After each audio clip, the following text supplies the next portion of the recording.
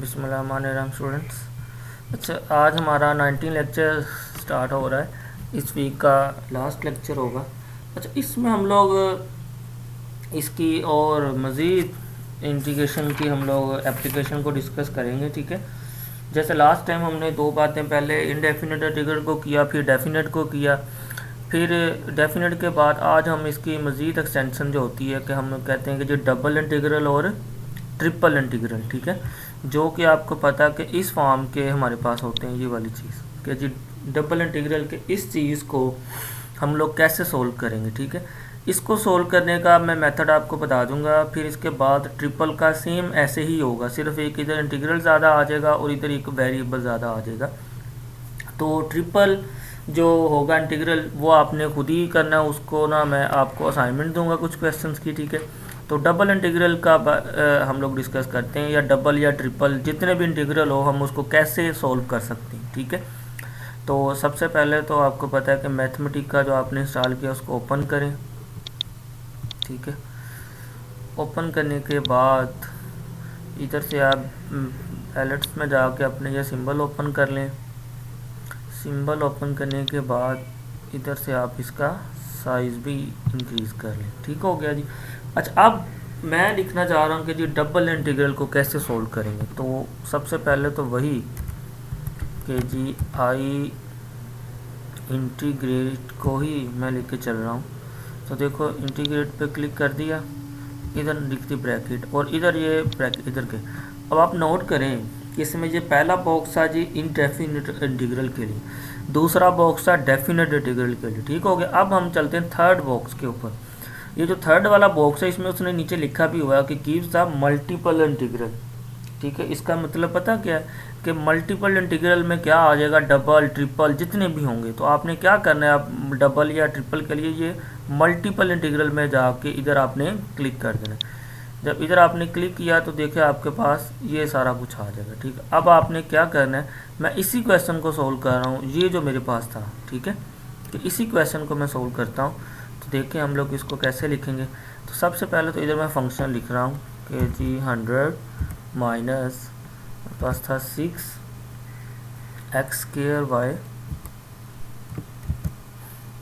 x²y। ठीक हो गया जी।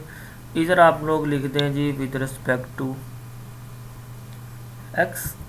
दूसरा, अब x की लिमिट्स आपने देखनी है। इधर देखो पहले लिखा हुआ x मिनिमम, इधर x मैक्सिमम, मतलब जो x की लिमिट्स दी हैं उसमें जो उसकी बड़ी और छोटी कौन सी लिमिट होगी। देखें, x की लिमिट्स इधर गिवन दी हैं जी 0 से 2 तक। तो इधर मिनिमम में हम लोग 0 लिख देते हैं, मैक्सिमम में हम लोग 2। अच्छा, अब इधर आपने नोट करना है, इधर आपने पता क्या करना है, इधर आपने ये सारा फंक्शन ही लिख देना, क्योंकि ये सारा फंक्शन पहले इंटीग्रेट होगा विद रिस्पेक्ट टू x के, फिर दूसरी दफ़ा डबल इंटीग्रल ये इंटीग्रेट होगा ये सारा विद रिस्पेक्ट टू y। तो इधर आपने सारा फंक्शन लिखने के बजाय जस्ट इधर आपने लिख देना है जी y। अब आपने y की लिमिट्स देखनी है। y की लिमिट्स मेरे पास इधर हैं जी -1 से 1 तक।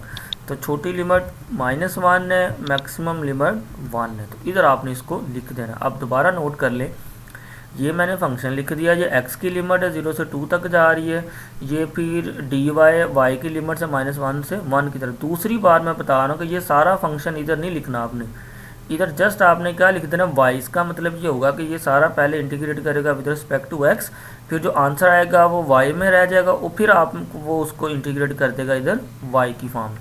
तो इधर आपने ला के शिफ्ट प्लस इंटर प्रेस करना है। तो ये देखें 400 आपका आंसर आ चुका है। ठीक है, इसमें मैं लास्ट टाइम भी बताया था कि इधर और भी स्टेप इंक्लूड होने, वो अभी बात की बात है, उसको बाद में डिस्कस करेंगे कि इसके बाद भी स्टेप आते हैं वो खुद सोल्व करने पड़ते हैं, कि जो जो स्टेप आप सोल्व करना चाहते हो वो इधर लिखते जाते हैं, वो मैं बाद में बताऊँगा। अभी हम इन सबको सिंपल जो है ना, पहला काम ये लिखना आसान, ये आसान वर्डिंग में ना ये सिंपल काम पहले हो जाए, इसको बाद में हम लोग डिस्कस करेंगे। ठीक है, अच्छा, फिर एक और चीज़ है, आप इसको ऐसे भी लिख सकते हैं कि आप इधर जाएं, दूसरा अगर लिखना चाहते हैं तो इधर आप टाइप सेटिंग में जाके एंड पे जाएं, तो इधर डेफिनेट वाले को प्रेस करें। देखिए ये प्रेस किया एक दफ़ा, इसको नहीं सॉरी, इसमें हम लोग लिमिट्स ले देते हैं। मैं यही फंक्शन ऊपर वाला लिखना चाह रहा हूँ कि हम इसको ऐसे भी लिख सकते हैं। ठीक है, तो इसके लिए ना चलो इसको बाद में एक को लिख के लिख लेते हैं।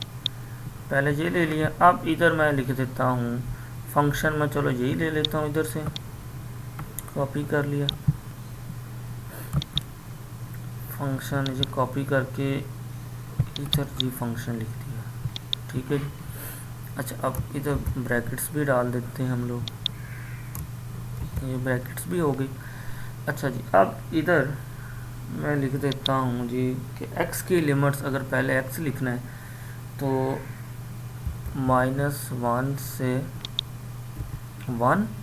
अब चूँकि दूसरा इंटीग्रल भी है तो मैं इधर एक और ऐड कर लेता हूँ, तो ये ऐड कर दिया। इसकी लिमिट्स हैं जी दूसरी 0 से 2 तक, ठीक है। फिर आप क्या करें, इस चीज़ को रिमूव कर दें इधर से और इधर लिख दें जी dx। अब चूँकि हमें dy भी चाहिए तो इधर इसको प्रेस कर लें, इतने हिस्से को रेज कर दें और इधर आप लिख दें जी dx dy। ये जस्ट पता क्या किया है, ये सिर्फ आपको बताया है कि आप लोग डबल इंटीग्रल को या ट्रिपल को इंटीग्रेट करके इस फॉर्म में ऐसे भी सॉल्व कर सकते हैं, या आप इसको डायरेक्ट ऐसे इंटीग्रल की फॉर्म में भी सॉल्व कर सकते हैं, ठीक है। अच्छा इसमें आपने एक और बात नोट करनी है कि अगर सपोज यही फंक्शन ट्रिपल इंटीग्रल में होगा तो ट्रिपल में पता क्या होगा कि जस्ट ये स्लाइड आ जाएगी। इस स्लाइड में आपने क्या करना है, इस y की जगह इधर z लिख देना और आगे z की लिमिट्स लिख देनी, और इधर भी आपने एक इंटीग्रल और ऐड कर देना, इधर dz कर देना है, ठीक है। ये ट्रिपल का मैं आपको असाइनमेंट देता हूँ, आपने ट्रिपल इंटीग्रल को इसको सोल्व करना है सेम ऐसे ही, सिर्फ एक एक इधर इंक्रीमेंट हो जाए, ठीक है। अब इसको चेक करते हैं हम लोग, इसका आंसर क्या आता है।